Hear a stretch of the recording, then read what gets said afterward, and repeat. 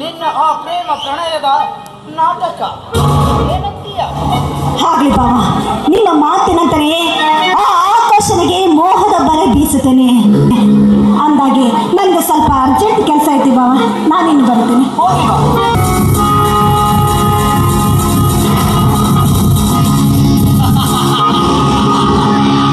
ರಕ್ಷಿತಾ, ನಾನು ಕಣ್ಣಿಟ್ಟ ನನ್ನ ಅತ್ತೆಯ ಮಗಳು ನನ್ನ ಮಾತಿನ ಮೋಹಕ್ಕೆ ಬಿದ್ದು ಸಿಲುಕಿ